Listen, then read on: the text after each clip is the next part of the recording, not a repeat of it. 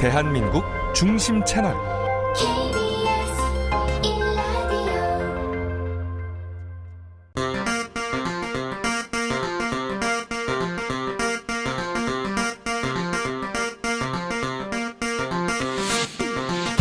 주진우 라이브 스페셜.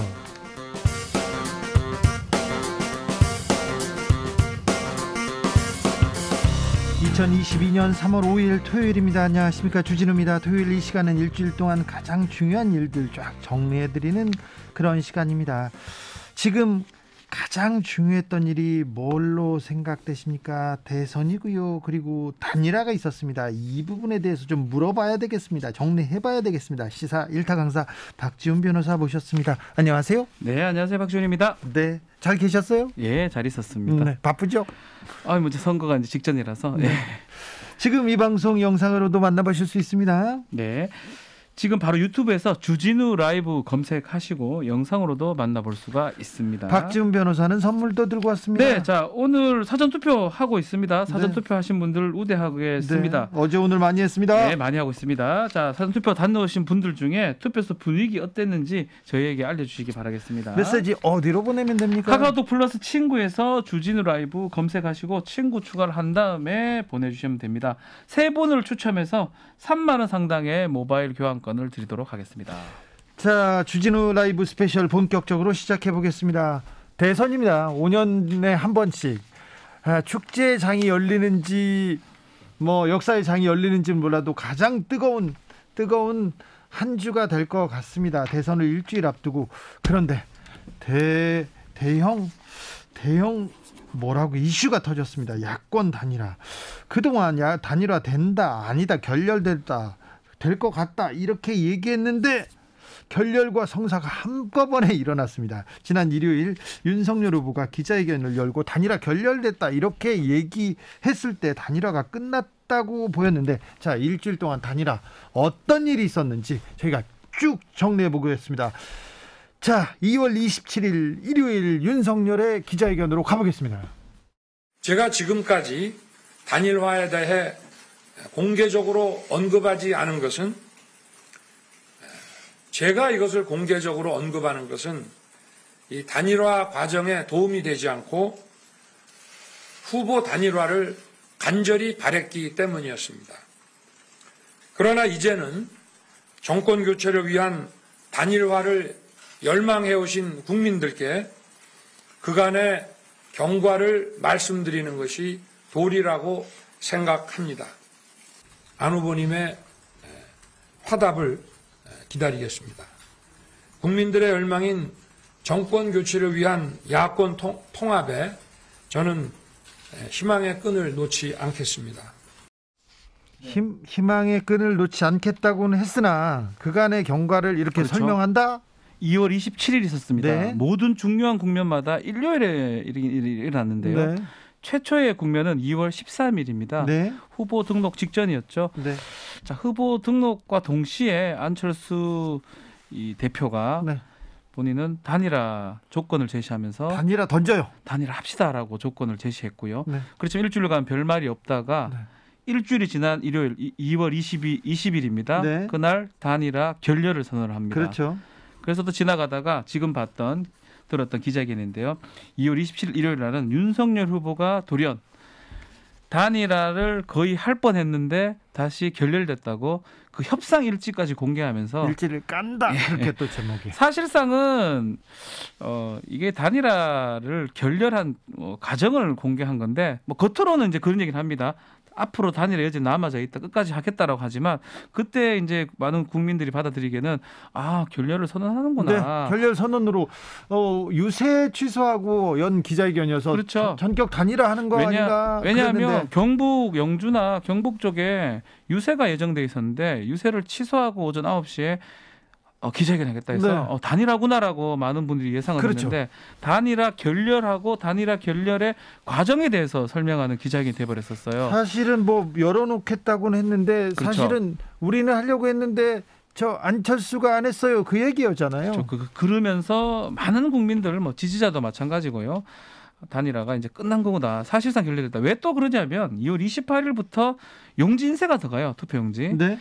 통상 얘기하는 투표 용지 인쇄 이전에 단일화가 돼야지 의미가 있다고 얘기를 많이 하잖아요. 그렇죠. 그게 막판 데드라인이라고. 그렇죠. 합니다. 그러다 보니까 이제 사실상 끝난 게 아니냐라는 의견들이 많았었던 것입니다. 자, 윤석열 국민의힘에서 국민의당 책임이다 이렇게 밀으니까 국민의당도 가만히 있지 않았습니다.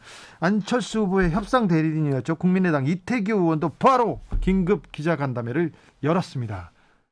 저는 어제 그분들의 태도를 보고 그분들이 안철수 후보님과 또 저를 비롯한 많은 분들에게 제발 단일화의 손을 잡아달라고 간청을 해서 저는 선의를 가지고 손을 내밀었다가 마치 그분들이 오히려 제 손목을 내리쳐서 제 손목이 잘려나간 그런 불쾌감과 충격을 받았습니다.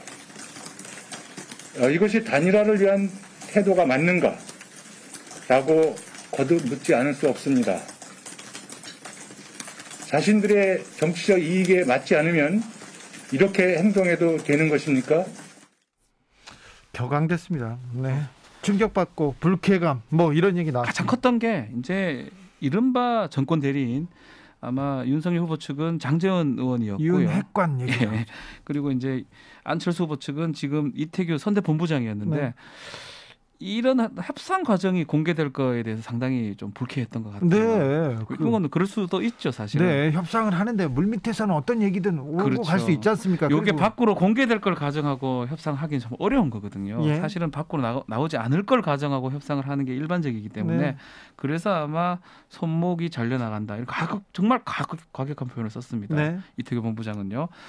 결국은 이 기자회견도 나옴과 동시에 정말 끝났구나라고 많은 국민들은 생각을 했는데요. 그렇죠. 이준석 대표 계속해서 또 뭐 비판 이어갔고요. 네. 그리고 장외에서 설전 뜨거웠습니다. 맞습니다. 그러다 보니까 정말 이번에는 단일화가 없는구나. 네. 그래서 단일화 안철수 후보 끝났다고 이번에 생각해요. 완주하겠구나라는 의견이 좀 지배적이었던 게 사실입니다. 그러면서 안철수 후보 TV토론과 그다음에 대중 유세에서 계속해서 완주 얘기합니다. 이순신 12척 얘기도 하고요. 고인의 유지 받들어서 절 수는 없다 얘기 계속합니다. 다당제는 소신이다 계속 얘기하면서 완주 의지를 보일 때 여권에서 이재명과 김동연의 단일화 소식이 터져 나옵니다.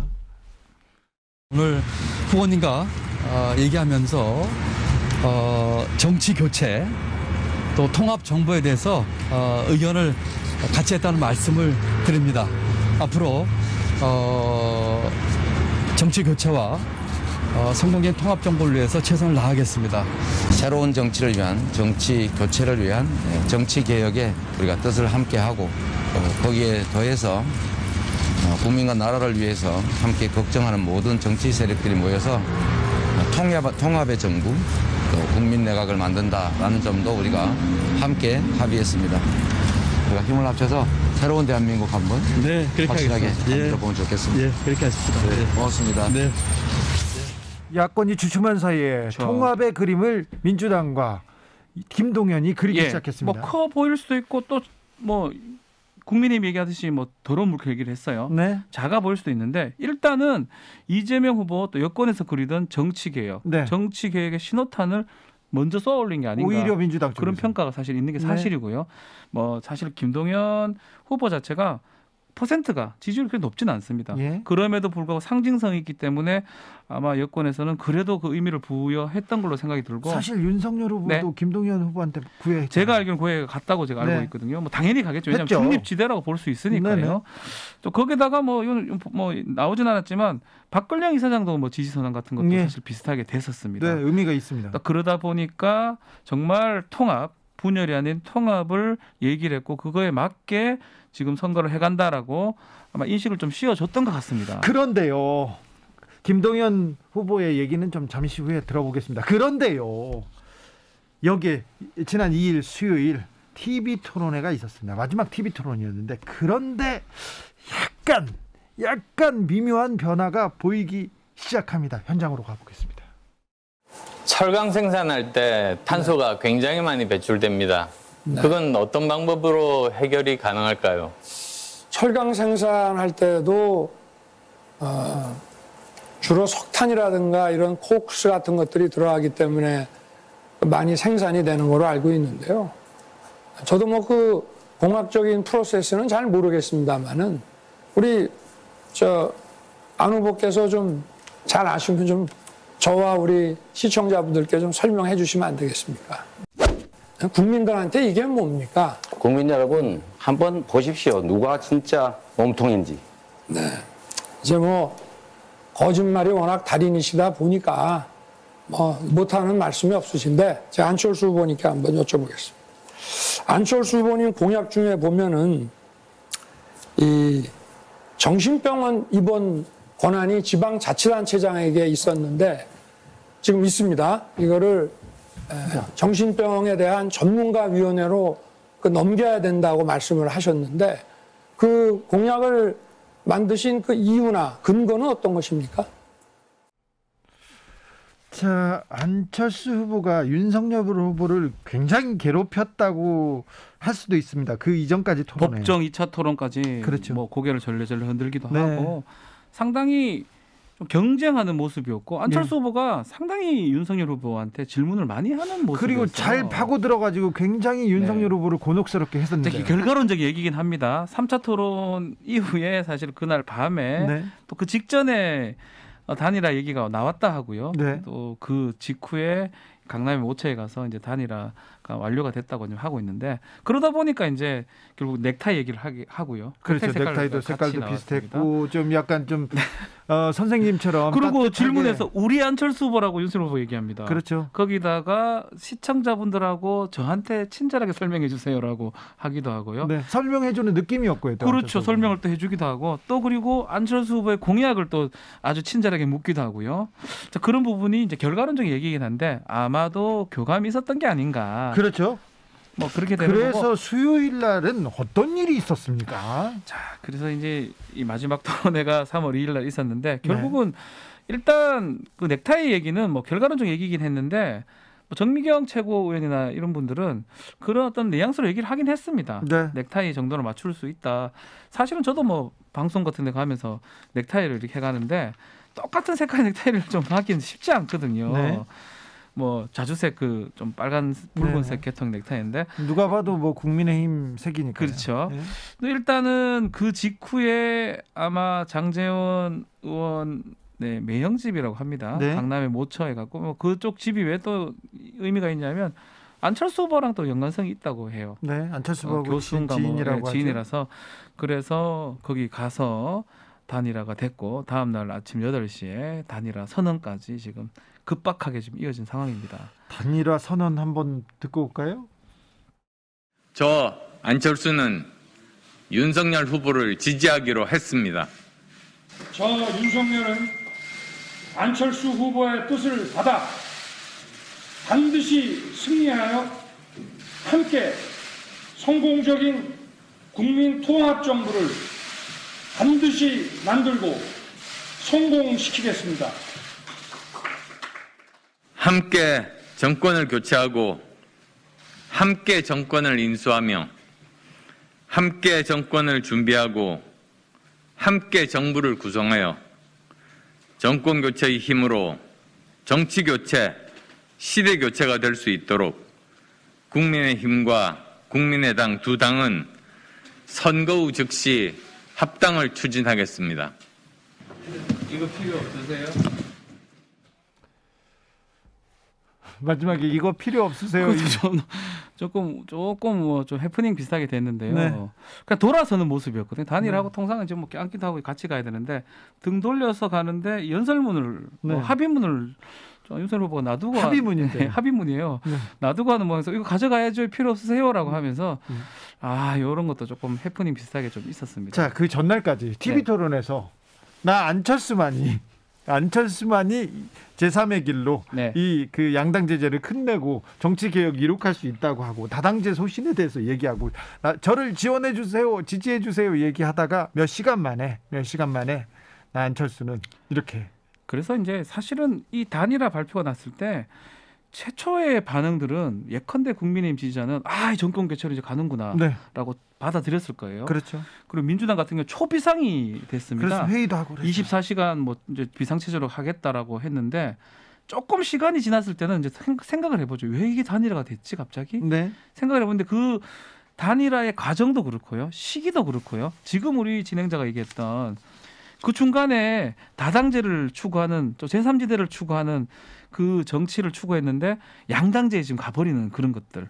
또 그 이전에 뭐 손가락을 자르는 뭐 이런 얘기까지 했는데 갑자기 토론회까지 마친 다음에 단일화했다. 그걸 네. 갑자기 조금 냉정하게 생각해 보니까 민주당이나 특히 국민의당을 지지했던 안철수 후보를 지지했던 사람들이 하여튼 이 홈페이지에서 네. 탈퇴라든지 아주 그 실망의 어떤 분위기가 많았었거든요. 허탈하다는 사람들이 많습니다. 그리고 또 제외 국민은 이미 그렇죠. 투표를 했는데 사표가 되는 거예요. 사표가. 안철수 후보한테 투표했다는 분도 있는데 실제로 뭐 호주나 이런 데서 뭐 그런 글들이 있더라고요. 몇 네. 시간 걸려서 투표를 하고 왔는데 뭐 김동연 후보도 마찬가지긴 하지만 네. 안철수 후보를 찍은 게 사표가 되니까 억울하다. 물려달라 뭐 이런 얘기도 있긴 한데요. 뭐 그건 이제 어쩔 수 없는 부분이고 어쨌든 간에 냉정하게 보니까 이 단일화가 원래 의도한 단일화의 효과가 있는지 없는 그 정도는 네. 각 당이 좀 생각하는 거는 좀 다른 것 같습니다. 2월 13일 날 단일화를 요청하면서 안철수 후보가 그때 마음이 좀 복잡했어요. 그렇죠. 복잡했죠. 그런데 네. 그때 단일화를 요청했는데 국민의힘에서 너무 무시하고 조롱하는 바람에 2월 13일부터 그 이후에 온갖 독서를 윤석열 후보한테 국민의힘한테 맞습니다. 날린 상황이잖아요. 그래서 이상했던 거예요. 네. 그리고 네.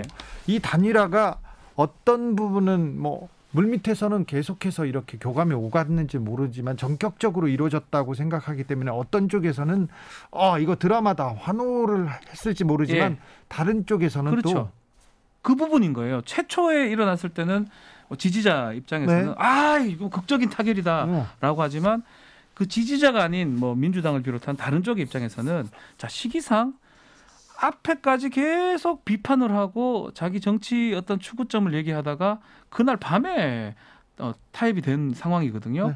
그 부분이 이제 조금 예컨대 밤에 시기도 안 맞게 어떤 일정 장소에서 야합처럼 보일 수도 있는 거예요. 그리고 사전투표 바로 전날이었습니다. 전날로 했기 때문에 2002년 12월 18일 대선 전날 있었던 정몽준 후보의 단일화 파기. 그렇죠. 그러다 보니까 뭐 일각에서는 이 단일화가 과연 1+1이 2가 될 수 있느냐, 1+1이 더 적어질 수 있지 않느냐, 또 민주당 쪽에서는 역풍이 불 것이다라고 얘기를 하고 있고요. 네. 그 시기라든지 그 방법이라든지 어떤 명분이라든지 그 부분이 적어졌기 때문에 그렇게 보였기 때문에 최소한 그런 얘기가 나오는 것입니다. 자, 국민의힘에서는 이제 성공을 위한 당선을 위한 마지막 퍼즐을 꿰었다 하면서 환호하는 분위기입니다. 그리고 중간과 또 민주당 진영에서는 다른 분위기를 펼치고 있는데 누가 더 절실한가 마지막 수싸움에 들어갔다고 볼 수 있습니다. 단일화 결렬부터 성사까지 국민의힘 내부는 어떤 분위기였는지 어떤 얘기가 또 오가는지 한번 들어보겠습니다. 국민의힘 선대본 직능총괄본부장 조경태 의원 연결했습니다. 안녕하세요. 고생 많으시죠, 의원님? 네. 오늘도 유세하셨어요?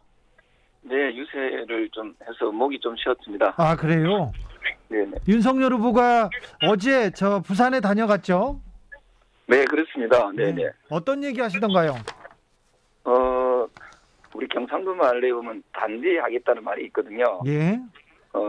야무지게 잘하겠다는 그런 말씀을 하셨습니다. 단대하겠습니다는 표현을 썼었습니다. 네.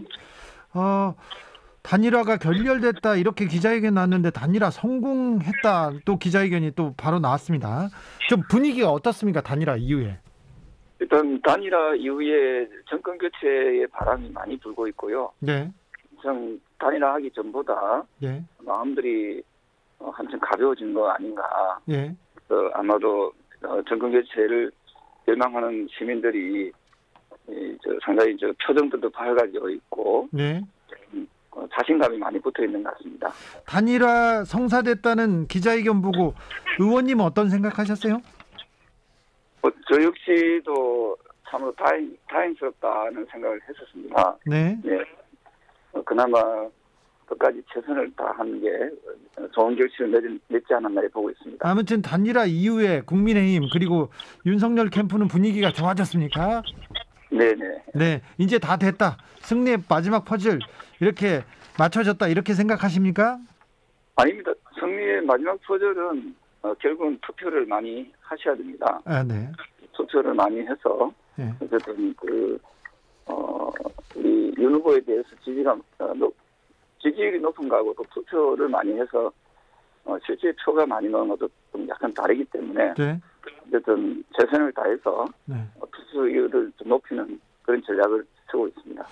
자, 이준석 변수도 있었고요. 그 단일화가 안 된다 이렇게 얘기했는데 막판에 극적으로 성사된 이유가 뭐라고 보세요?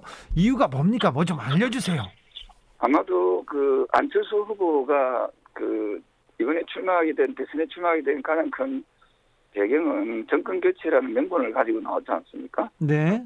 만약에 정권 교체가 안 되게 되면은 안철수 후보 역시도 상당한 타격이 예상되고, 네. 또한 5년간 민주당 정권에서 어려웠던 것을 다시 겪어야 되는 그런 상황들이 주어지기 때문에 아마도 자신들의 어떤 희생을 통해서 단일화를 이루어내지 않았나 보고 있습니다. 이준석 대표가 당권을 놓고 미묘한 신경전을 벌인다는 기사가 나왔는데요. 이 부분은 어떻게 하시나요? 저는 아직까지 이준석 대표의 임기가 남아있기 때문에 네. 그 임기는 보장이 되어야 된다 생각하고요. 다만 예. 그 이후에 또 전당대회를 하지 않습니까? 네. 좀 더 제 개인적으로 봤을 때는 안철수 후보가 무리수를 둬서 당권을 또 생각하는 것이 아니라 좀 정통성을 인정받고 싶어 하지 않겠나 이 생각을 합니다. 그러려면은 정상적인 정당대회를 통해서 당대표에 출마하는 것이 가장 바람직할 것이라고 보고 있습니다. 네. 부산 유세에서 조경태 의원 손잡고 다니면서 윤석열 후보랑 손잡고 다니면서 유세하셨어요? 그냥 열심히 저는 저 나름대로 열심히 유세를 했고요. 예. 어쨌든 윤석열 후보 역시 에너지가 넘치시는 분이지 않습니까? 네. 그래서 청중들로부터 호응이 되게 좋다 저는 그렇게 보고 있습니다. 아니 저 윤석열 후보 윤핵관 장제원 의원하고는 손잡고 유세하시던데. 저도 손잡고 화이팅을 또 외치고 네. 그렇게 했습니다만은 네. 저는 손잡는 게 중요한 게 아니라 네. 표를 많이 얻게 도와주는 것이 저희 역할이다 이렇게 보고 있습니다. 목소리가 너무 고생하셔서 너무 목소리가 안 좋아서 빨리 마치겠습니다. 아이고, 예. 자 마지막으로 윤석열이 됩니까? 네, 저는 정권 교체를 바라는 분들이 50%가 훨씬 넘기 때문에 네. 나도 이번에는 분명히 정권 교체의 가능성, 윤석열 후보의 가능성이 높다. 저는 그렇게 보고 있습니다. 부산에서 윤석열 바람이 불고 있습니까? 네, 실질적으로 오늘 분위기를 보니까 며칠 전에 윤 후보가 왔다가 오는 이후에 네. 그 다음에 속도는 좀 더 빨라지고 있는 건 아닌가 그것을 실제로 느끼고 있습니다. 네, 알겠습니다. 지금까지 국민의힘 조경태 의원이었습니다. 감사합니다. 네, 감사합니다. 여러분께서는 지금 주진우 라이브 스페셜을 듣고 계십니다. 주진우 라이브 스페셜. 주진우 라이브 스페셜 시사 1타 강사 박지훈 변호사와 함께하고 있습니다. 이번 주 방송 하이라이트도 정리해 보겠습니다. 야권 단일화 전에 민주당 이재명 후보와 새로운 물결 김동연 후보의 단일화도 있었는데 손을 꼭 잡고 발표장에 가는 모습 네, 인상적이었습니다. 부끄럽진 않았냐고 물어봤는데 마음을 잡았는데요 막 얘기하던데 김동연은 왜 단일화를 결심했을까요? 왜 이재명이었는지 직접 들어보고 계십니다. 이재명 후보의 당선을 위해 최선을 다하겠다고 하셨습니다. 어떻게 이런 결정에 이르게 된 겁니까? 제가 출마 선언문 때에 정치 교체 얘기를 했습니다. 예, 그리고 시대 정신으로 기득권 깨기를 얘기를 했습니다. 네. 그 기득권 깨기의 첫 걸음이 정치 교체인데 네. 저희가 작년 11월에 공약으로 권력구조 개편과 정치 개혁 주장을 했었고 예. 그 이후에 이와 같은 내용을 양당 후보들에게 제가 쭉 제시를 했는데 정치 개혁은 김동연이 제일 많이 얘기하고 제일 먼저 그렇습니다. 얘기했죠. 제일 먼저 이야기하고 저희 것이 이제 이렇게 정치 화두가 된 것까지는 성공을 했고요. 예. 그것을 던졌는데 양당 후보들 중에서 네. 이재명 후보가 적극적으로 또 추진 의지를 보이면서 했다는 생각이 들어서 며칠의 만남을 통해서 확인해서 제가 현실적인 그 판단이라고 해야 될까요 하면서 이재명 후보를 지지하고 이와 같은 정치 교체를 이루는데 힘을 합치기로 그렇게 결심을 했습니다. 이 김동연이 꿈꾸던 정치 개혁, 정치 교체 이재명이 합니까? 같이 해야죠. 네. 지금 같이 하자고 어제 공동선언을 했고 네.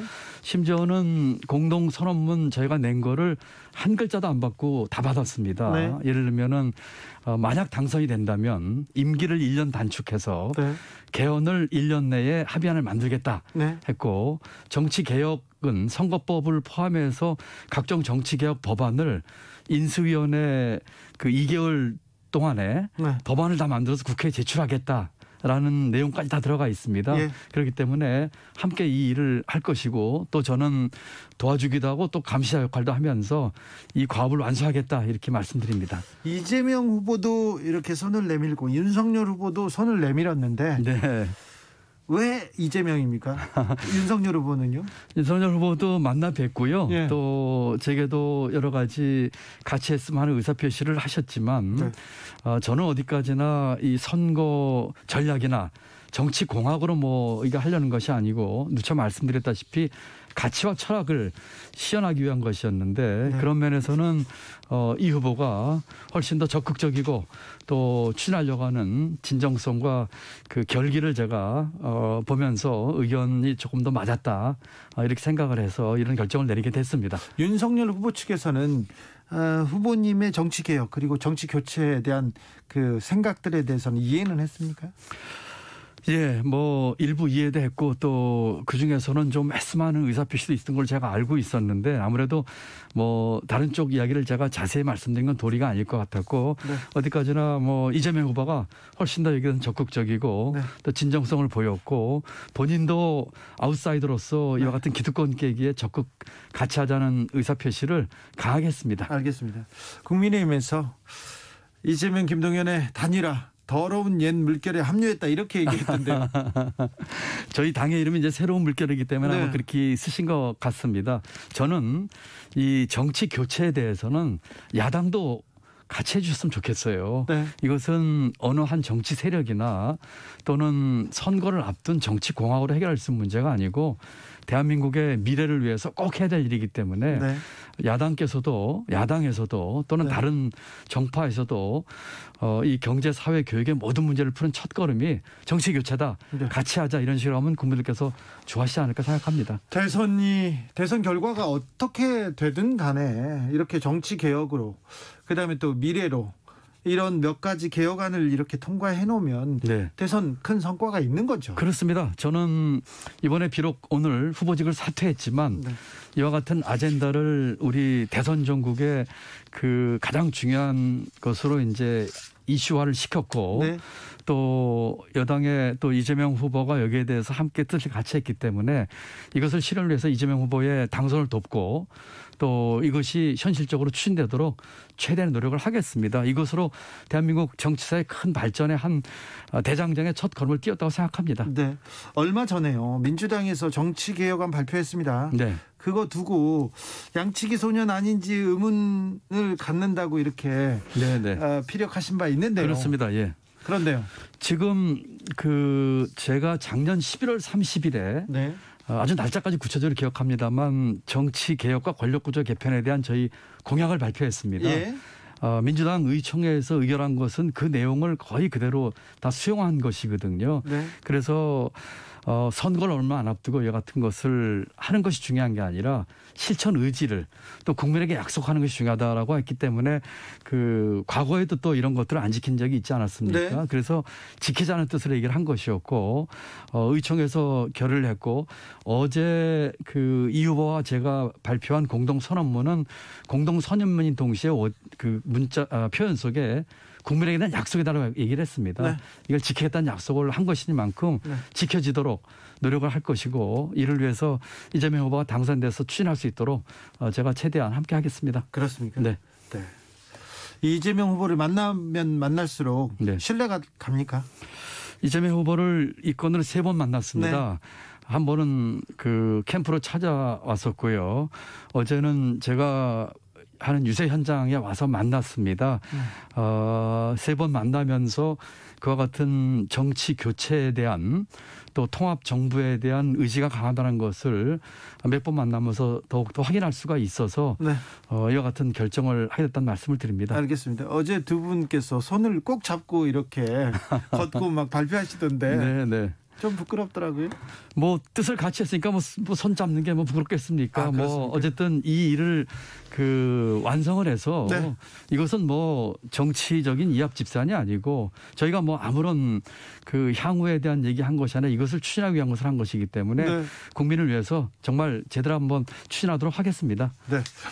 9361님께서 이번에 꼭 좀 바꿔봅시다 부탁드리겠습니다. 박옥래님께서는 감사합니다. 기득권 깨기 꼭 이뤄주세요 얘기합니다. 9599님 위대한 결정입니다. 국민의힘도 같이 동참해야 하는데 자 거대 양당이 결단해야 할 일들이 많을 것 같습니다. 지금 뭐 통합정부 그리고 이 7공화국으로 가기 위한 개헌 이 또 야당도 국민의힘이 반대하면 또 어렵잖아요. 그렇습니다.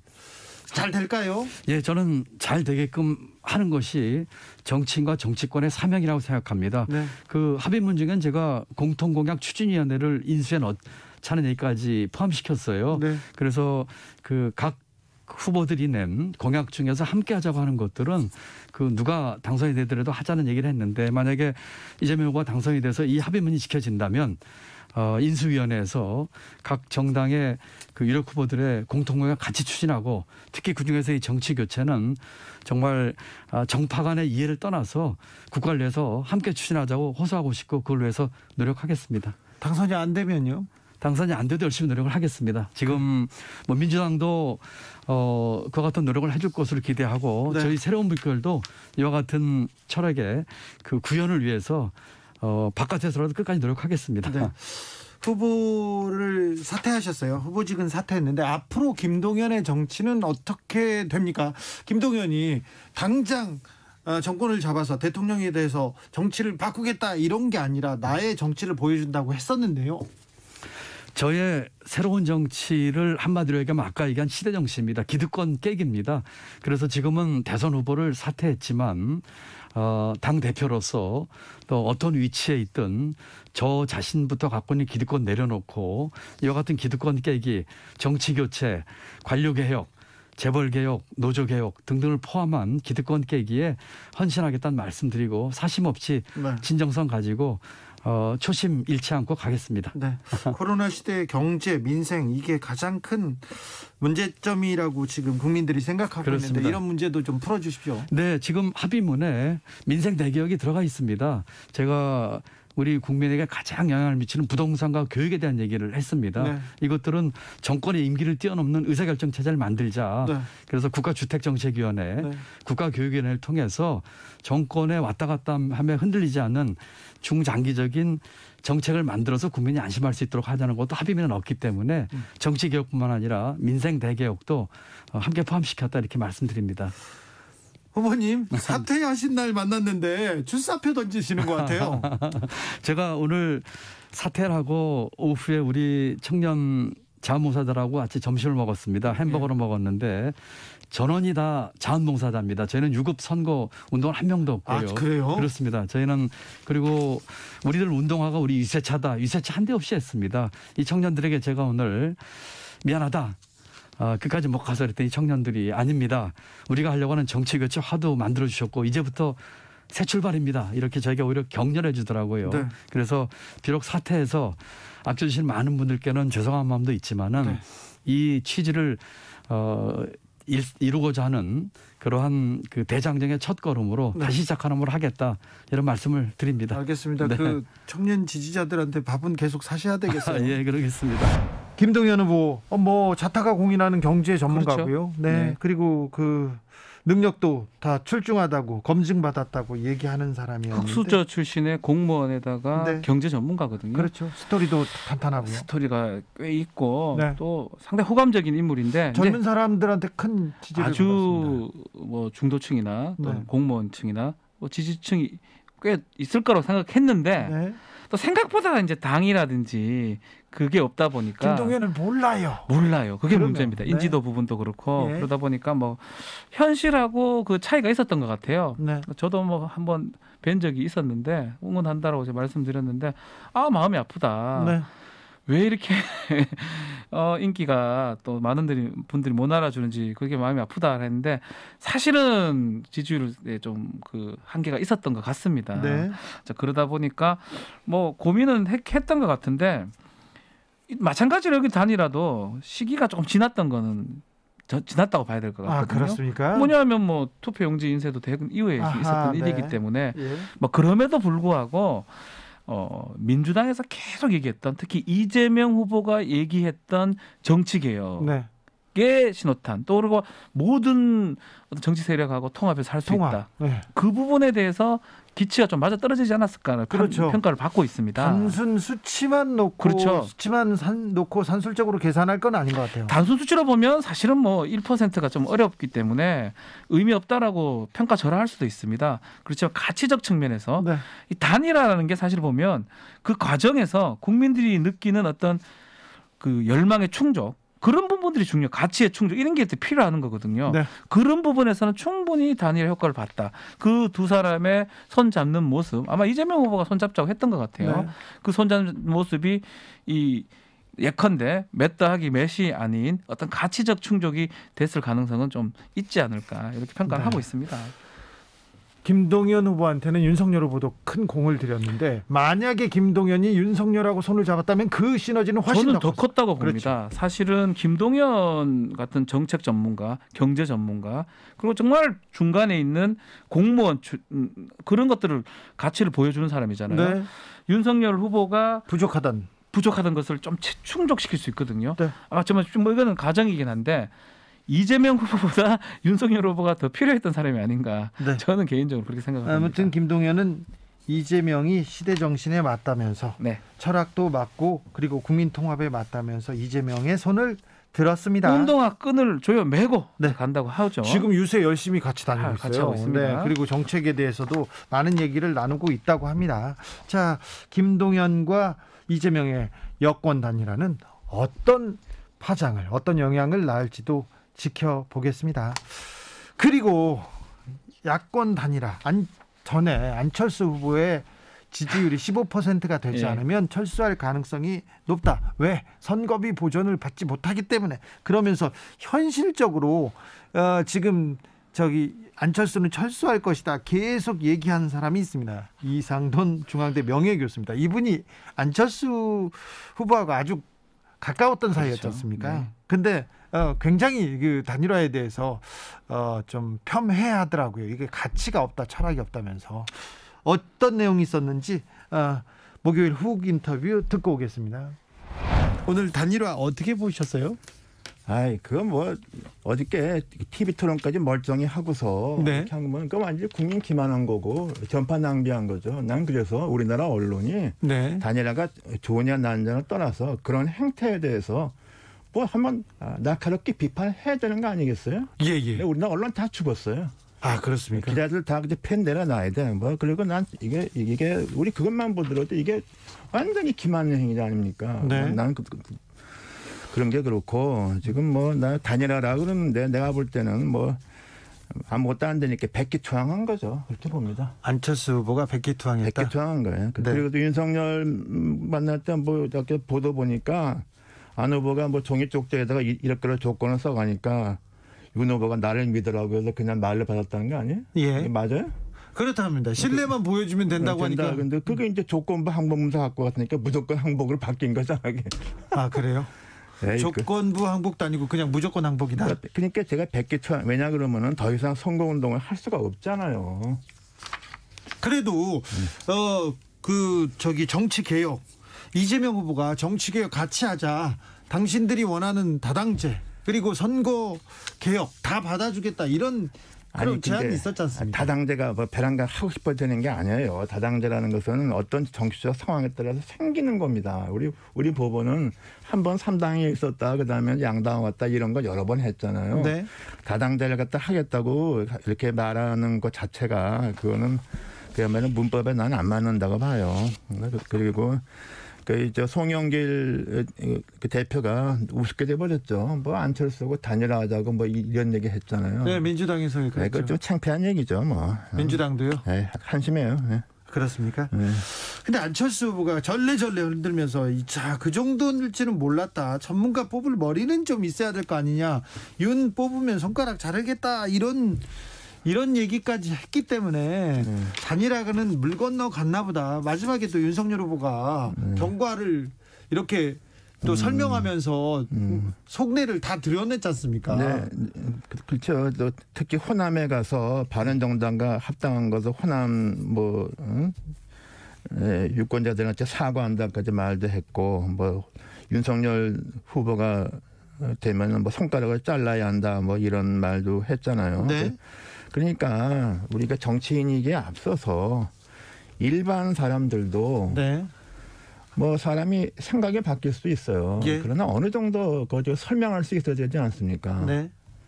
어떻게 그 정치인이라는 그야말로 영어로 하면 퍼블릭 서번트 아닙니까? 네. 이렇게 무책임하게 말을 바꾸고 또 바꾸고 하는데, 사실 안철수 후보가 지난 10년 동안에 말 바꾼 건 너무 많아서 예. 뭐 이게 특별한 건 아닙니다. 그런데 제가 보기에는 이 선거를 더 이상 이끌어 갈 동력이 없어요. 그리고 심지어 2017년 대선 때도 보니까 선거운동 초기 잠깐 지나면 이미 선거운동이 잘 안 되더라고요. 아, 네. 그래서 우리 현장에서 우리가 느끼기는 이거 당선은 고사하고 아마 2등하기도 어려울 것 같다는 그런 느낌을 받았어요. 특히 그러니까 그때도 결국은 나와서 3등을 해버렸지 않습니까? 네. 3등하고 2등하고 다르죠. 그런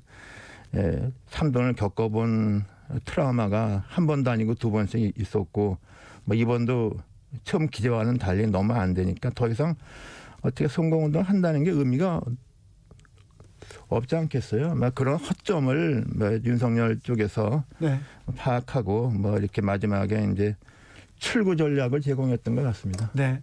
2, 3주 전쯤인가요? 김미경 여사가 코로나에 확진되고, 그리고 또 선거 운동을 하던 분들이 불의의 사고로 돌아가시는 일이 있어서, 그때 안철수 후보가 사실은 그때 이 단일화를 던집니다. 그때 단일화를 던지는 것 자체가 그 출구 전략을 모색했다, 이렇게 분석하는 분들도 있어요, 그 당시에. 근데 안철수 후보의 어떤 말이랄까 행동에 대해서 그걸 합리적으로 해석하려고 그러면 다 실패합니다. 아, 그럴까요? 과거 행적을 한번 보세요. 네. 아니, 바른정당하고 네. 합당을 절대로 안 한다고 의원총회에서 하고 나서 48시간 만에 바꾸고 그랬잖아요. 네, 우린 그래서 거기 피해 당한 사람이 너무 많아서 네. 우리는 그 안철수 후보의 그 발언과 행동을 합리적으로 해석한다는 것 자체가 very stupid. 네. 말이 안 된다, 이렇게 봐요. 네. 알겠습니다. 아무튼 최근 뉴스에서 바른정당과 합당에 대해서 사과했습니다.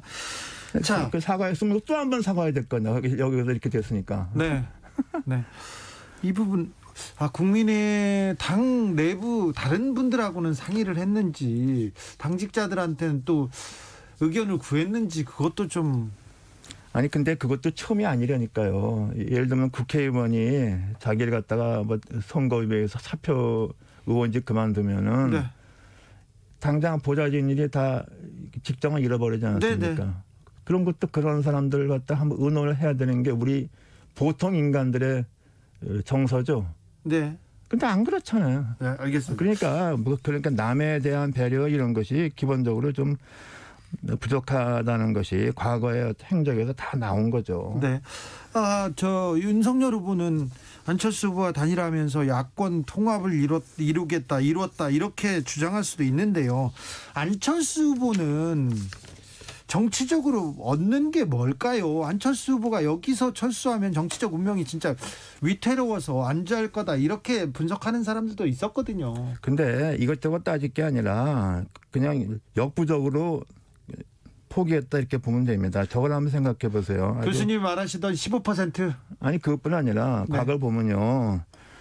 그 새정치를 그리고서 그 새정치연합이라는 신당을 창당하다가 예.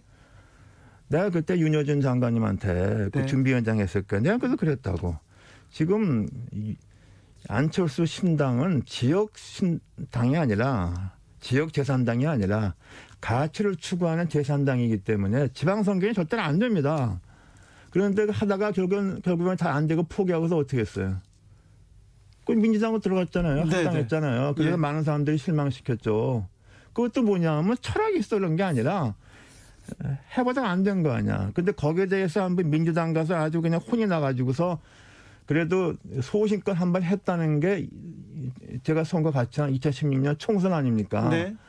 그때가 이제 그 했기 그렇죠. 때문에 우리가 보기는 저 사람이 한번 실현을 당해서 잘할 것이라 기대했죠. 네. 제3당을. 근데 결국에는 제3당도 다 그냥 우습게 돼버렸잖아요. 그러니까 내가 말씀드리는 것은 과거의 안철수 정치를 보면은 그 합리적으로 설명을 하려고 그러는 게 우스운 거다.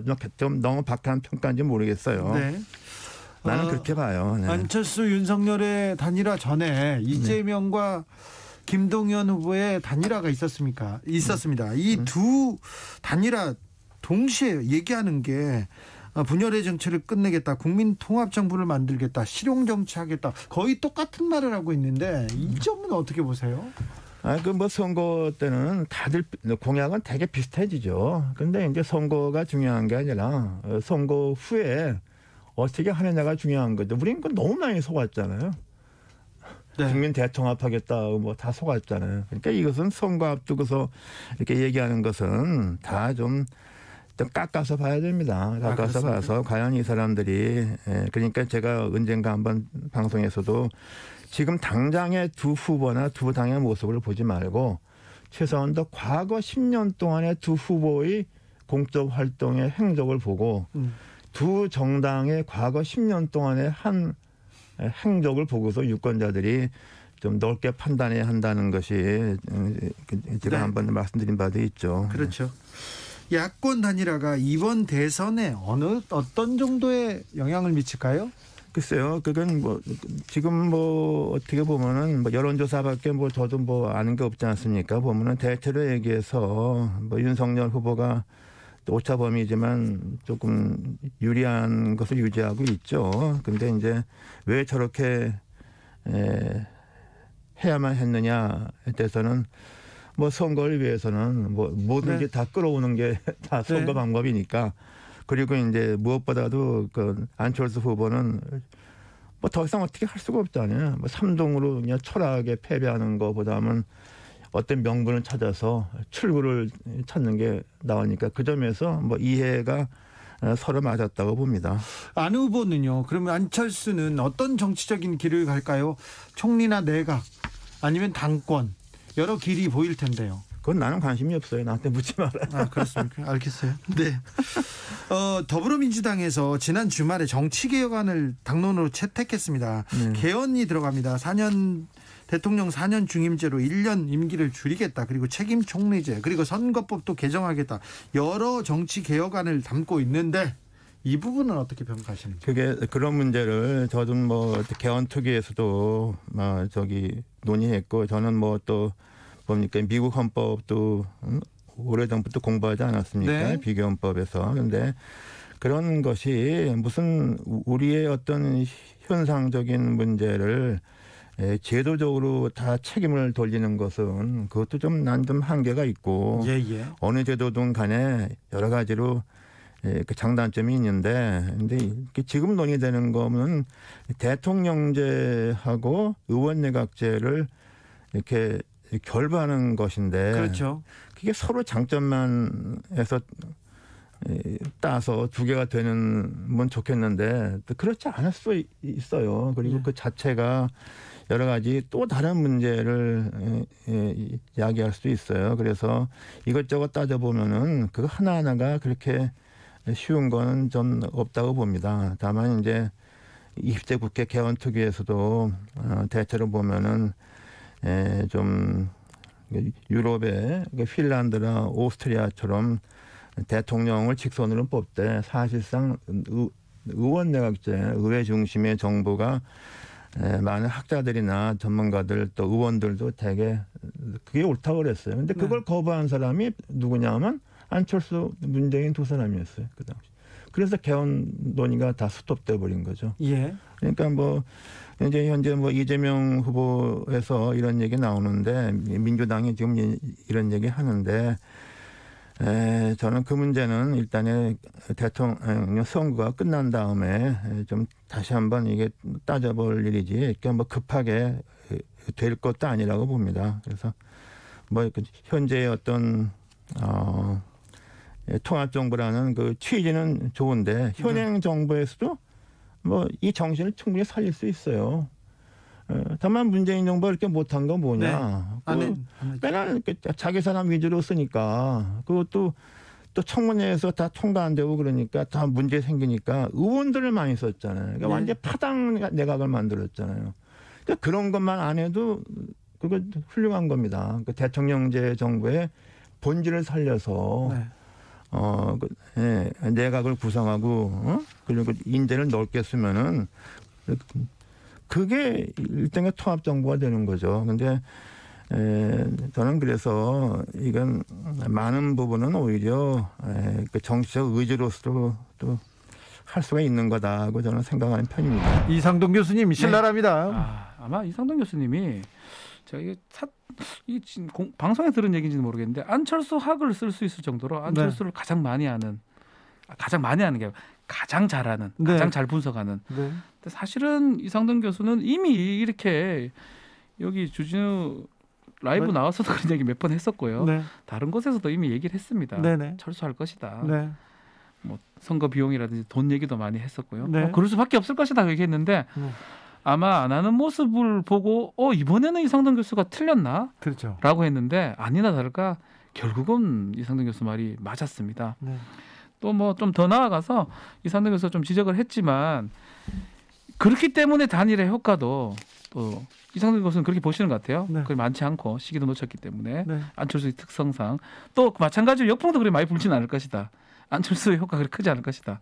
이렇게 짚어주셨는데 뭐 한편으로는 좀 공감할 수 있는 부분이 꽤 많지 않을까 생각이 듭니다. 사석에서 정치적이란 말이 얼마나 위선적이고 거짓말을 하는 그런 단어로 쓰이냐면서 정치인들이 소신을 가지고 철학을 가지고 자기 주장을 계속 좀 밀어붙이는 그런 모습 보고 싶었다. 아마 그런 거를 아마 이번에도 이상돈 교수가 이재명 후보하고도 만난 걸로 제가 알고 있거든요. 아마 스승과 제자 사이라고 제가 알고 있어요. 중앙대학교 법과대학교. 근데 사실 이상돈 교수가 추구점은 확실한 것 같습니다. 정치인으로서의 바람직한 모습 그런 것들을 막 그리는 모습이 있는 것 같은데 아마도 뭐 추측하건데 아마도 이상돈 교수님은 참 안철수 대표의 행동에 대해서 예전부터 봐왔지만 참 정치인으로서 이렇게 해서는 안 된다라고 아마 생각하는 것 같습니다. 좀 실망감이 큰 것 같습니다. 그래서 그런지 단일화